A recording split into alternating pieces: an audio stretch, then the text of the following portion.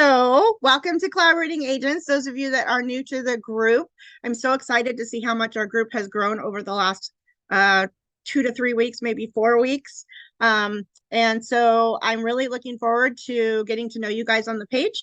I am working on finding another person to co-host with me, so it won't always be my face that you're necessarily seeing.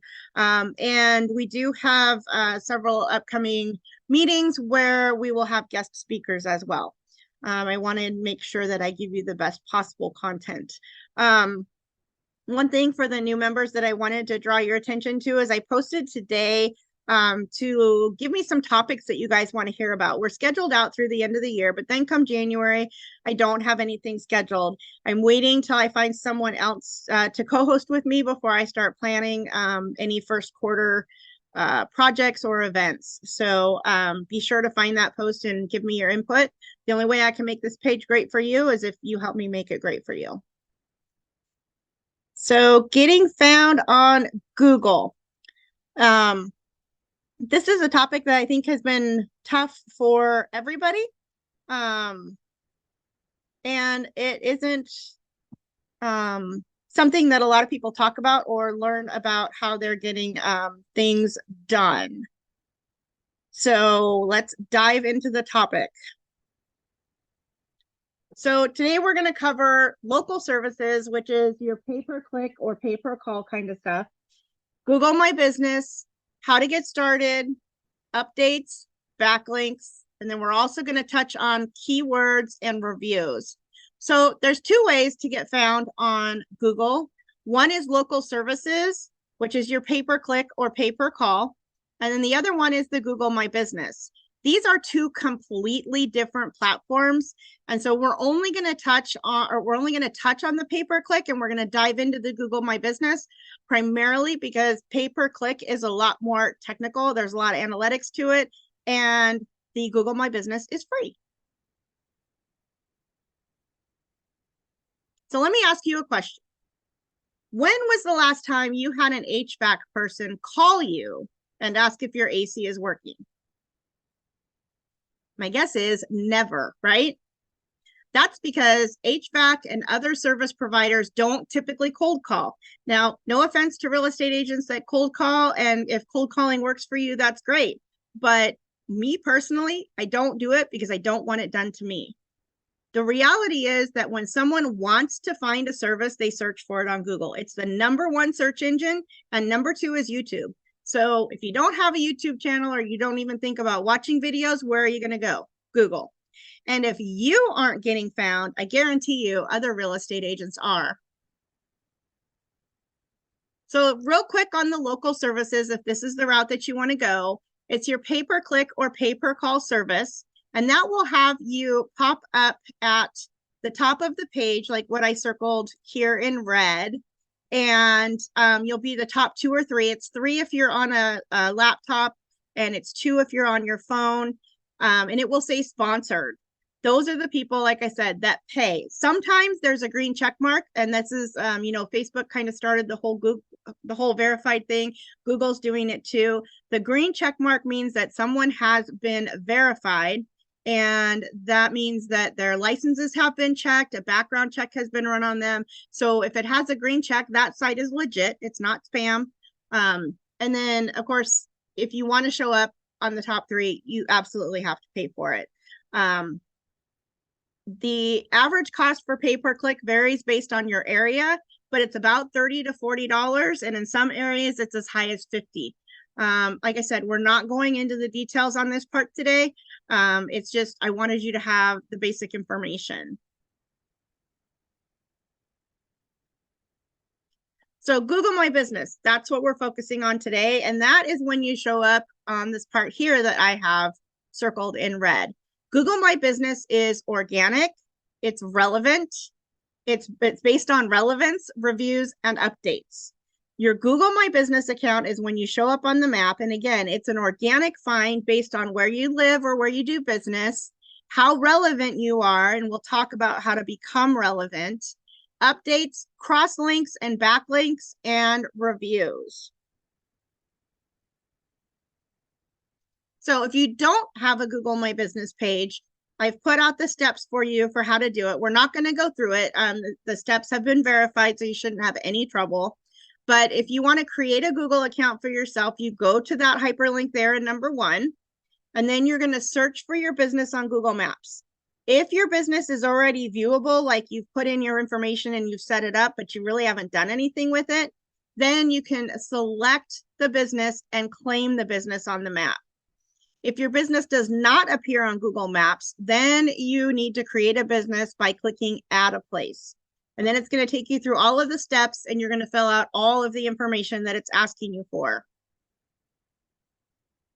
And of course, as always, these slides are going to be available almost immediately after the meeting, and then the video will be available Thursday or Friday. So here's some pro tips about creating your Google My Business page. If you're with eXp or another cloud-based brokerage, list your home address. Don't list a PO box or shared office space because Google will not show it. And that helps them base where you work out of, and it helps you show up in the search. You can check a box just below where you enter your address, and it says that you provide a service, and Google will hide your address from the public. This is what I did when I first set up my profile, and my personal address does not show up on my Google My Business profile. Again, don't use a PO box or a shared office space. It won't show up. Another thing that will help move you up the food chain is to state specific hours of operation. So many real estate agents say they're open 24/7 on their Facebook page, on their Google stuff. You want to have specific hours. Unless you are literally willing to answer your phone at 1 o'clock in the morning when it rings, you need to have set hours. For example, I would set your hours from how early you're willing to answer the phone and how late you're willing to answer the phone. And for me, that's 9 a.m. to 7 p.m. Of course, if we're negotiating or I'm in the process of helping a client write an offer, whatever, then of course I'm more available. But as far as like a cold call basically coming into me, 7 p.m. I also don't work on Sundays unless it's an absolute emergency or there's no other options. So I put that on my schedule as well.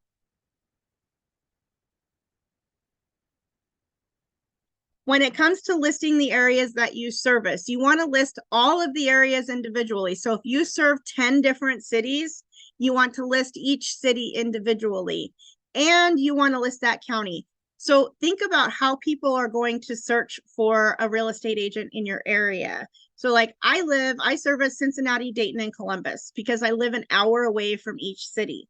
So I have all 3 of those cities plus the counties and then the local immediate areas surrounding me. The more you have, the more it gives the Google bots things to find you for. You get 750 characters for the description of your business. Take advantage of that. Put as much as you can in there.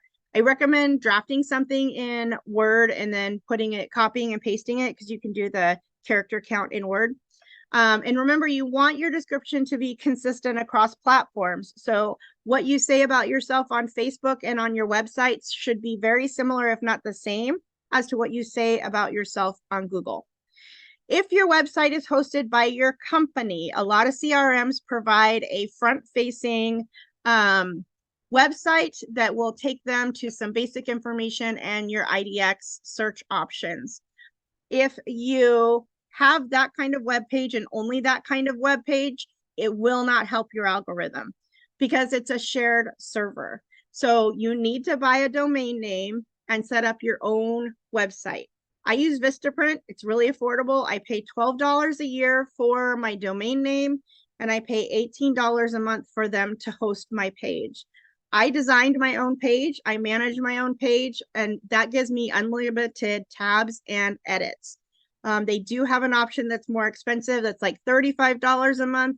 They will design it for you. They'll make the edits, but there are a limited number of tabs. So depending on how many tabs you want is how much it's going to cost you. But if you want to take the chance and learn how to do it on your own, it is really easy once you figure it out.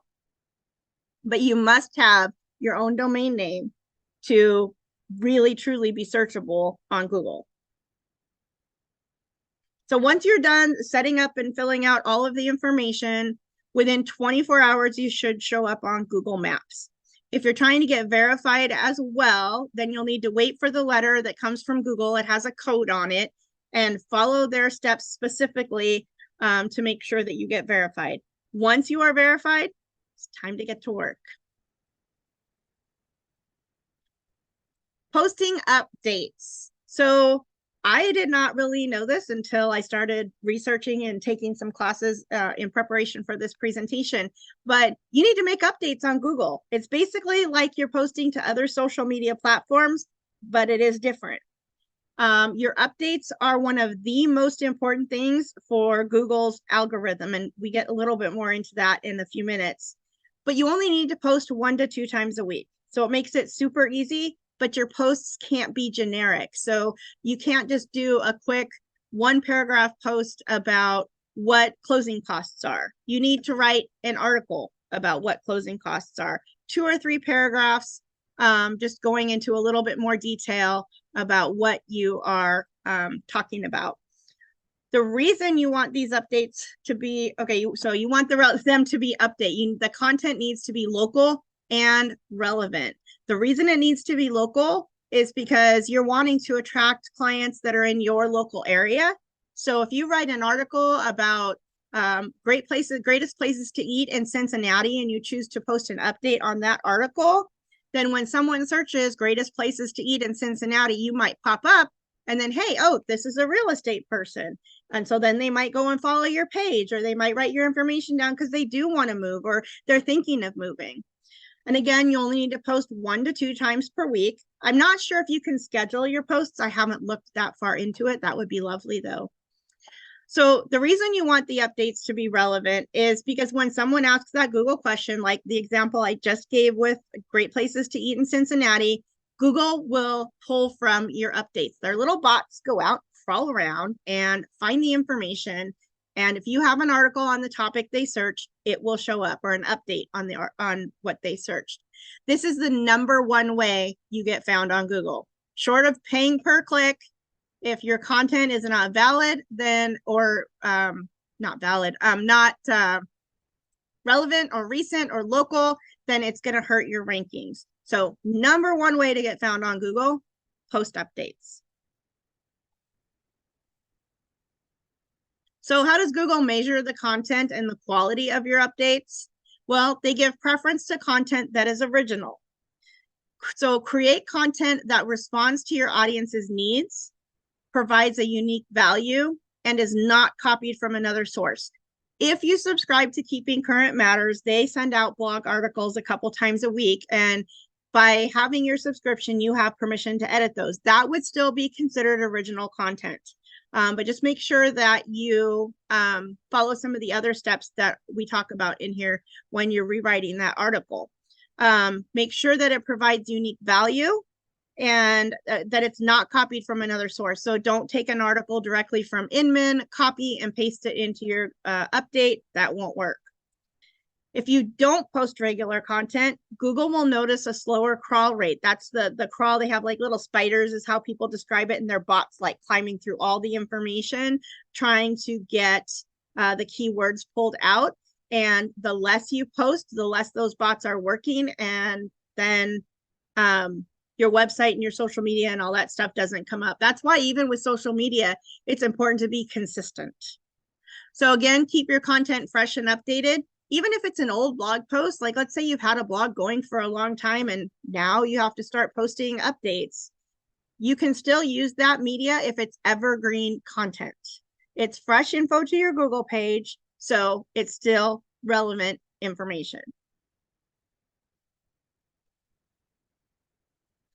Cover topics that involve real estate news or trends. Remember the purpose of your Google My Business. It's not to get follows or likes or even reviews. It's to be #1 on that search engine when it pops up. You want to be the first person that shows up. So by posting topics that involve real estate news or trends or local information, you're going to pop up. So for these types of posts, Google does prefer the latest information. An example would be if you do a monthly market update. That would be an example of the latest information. It's really important for Google on your website that your website has at least 1,890 words. On average, the first 10 website positions in Google, those websites have 1,890 words or more. If you have a website that has multiple tabs, you're good to go. You don't need to go counting all the words.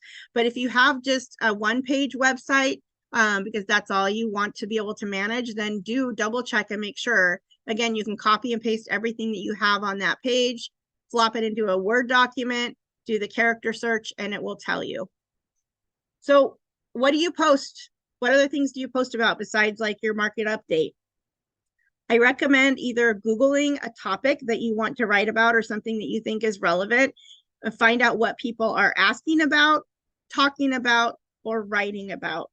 You could pick up something off of the news wire that's a hot topic right now and write your own take on that news. Your content needs to match people's interests. That is, what are they trying to accomplish with their search? What do they want to learn how to do? What do they need? Or what information are they looking for? So if you match your content with what people are searching and you answer those questions, then you're going to be higher up on the food chain in the algorithm.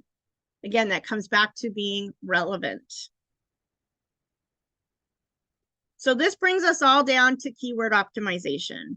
We all know about keywords and SEOs and how important they are, but it's even more important with Google than it is anywhere else. The two best sites to help with keywords are Keywords Anywhere, which is an add-on. So if you search in Google for something and you have your Keywords Anywhere turned on, it will give you a whole bunch of data on one side about how frequently that phrase is searched, how many people are using that phrase in their material, things like that. Answer the Public is a little more simple, and it's a website. You put in your search term, and it gives you the top ways that, like if I want to say buying real estate, it'll give me the top questions people ask about buying real estate. And I like to use Answer the Public because it's free. You get 3 free searches a day. And Keywords Anywhere is affordable. So with your keyword optimization, it's a little bit different. I'm sure you can apply this across the board, but there were some very specific ways to use your keywords in your Google updates.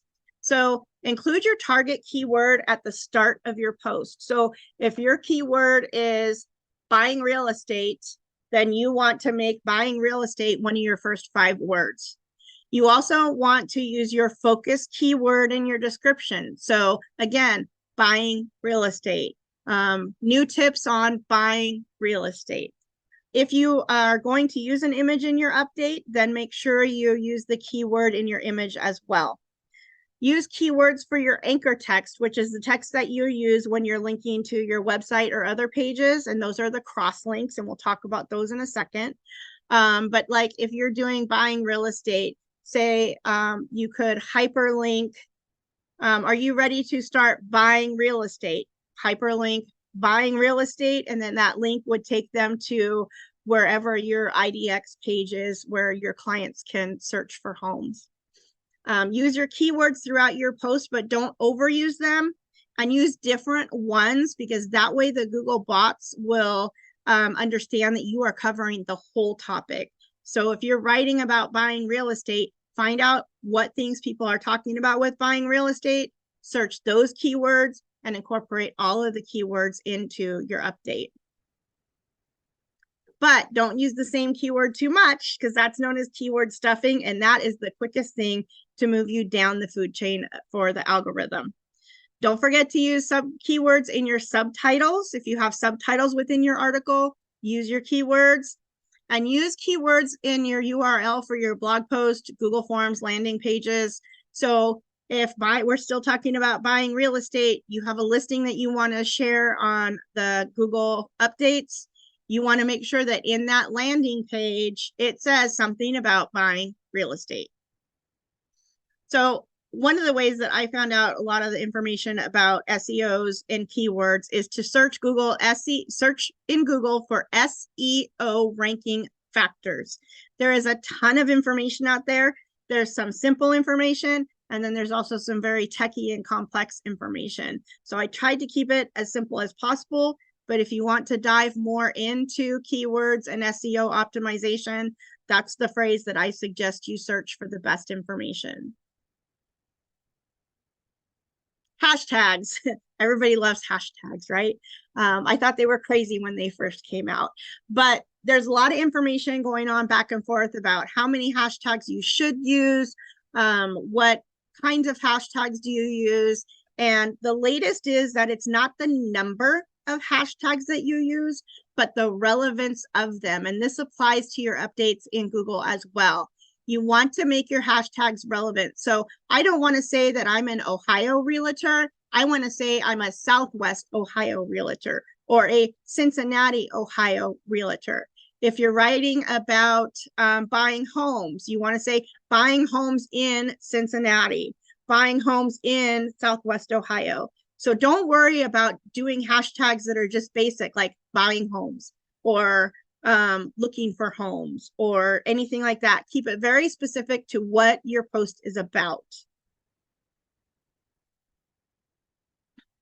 Okay, backlinks and crosslinks. I said we'd come to this. This is a very technical and time-consuming thing. It almost requires, well, it does require its own training, and by someone far more technologically savvy than me. But in general, backlinks and crosslinks are incoming links.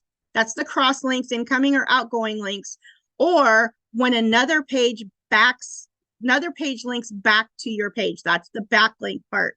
These are a huge ranking factor. It's probably the #2 ranking factor next to updates. These give your Google page a vote of confidence. It gives your web page, it lets people know that your web page is of quality. Backlinks from authority websites are more valuable and will help boost your rankings more than crosslinks. So they tell Google that someone else who has a really high ranking believes that your content is trustworthy. So I found an article if you guys want to dive deeper into that.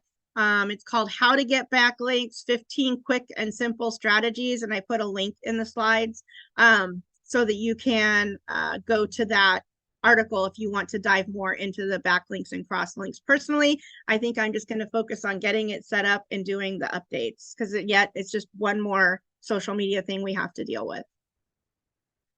So reviews. Reviews are not as important as you think they are. They are very important to the consumer. They are not as important to the bots. You need to have at least 5 reviews in Google in order for Google to consider you a relevant person.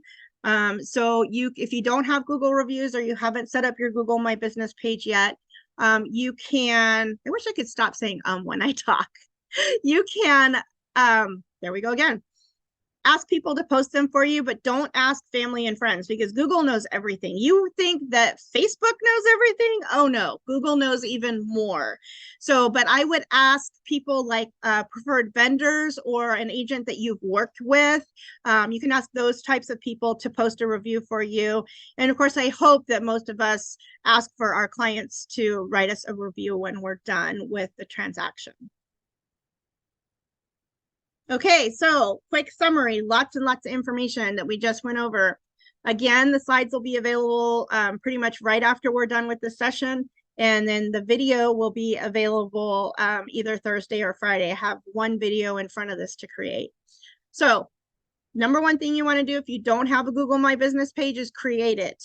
If you have a Google My Business page, but you haven't claimed that, you need to claim it. You need to post updates 1 to 2 times per week. Strategically use your keywords in everything. Try and get some backlinks and use crosslinks. You kind of always want to crosslink back to your webpage. It's like listing your webpage or your Calendly or whatever in a Facebook post. Use content relevant hashtags. And I can't see what that says because my little toolbar is in the way. Whatever that last one there says, you need to do something. Anyway, you can see it. I can't. The bar's in the way. I wanted to share this slide real quick so you could write down some of the upcoming stuff. This is all under the pinned events post on the page. But next week, and I know, Carrie, you read the same book I read. I'm going to implement some information that I've recently learned about some different ways to handle conversations at open houses and how to stand out from other people at open houses. One thing that really bugs me is when real estate agents are serving warm water and store-bought cookies. I don't want warm water. I can handle a store-bought cookie, but I don't want warm water. I can't tell you how many agents, when I've taken my clients, or even when I was looking, their noses in their phone. They don't get up, they don't greet you, things like that. So we're going to go over doing open houses with Pizzaz. Hosting events. September 20th is, I host a lot of events, and I, way back when I was really young and fresh out of college, I was an event coordinator for a congressional campaign. And so I've done events where there have been 1,000 people that showed up. I've done events where only a handful of people showed up. So I want to share with you some ideas and steps for going through hosting events. Then on October 4th, we're going to do a business planning workshop. I'm going to go through the steps of writing a business plan with you and implementing that business plan.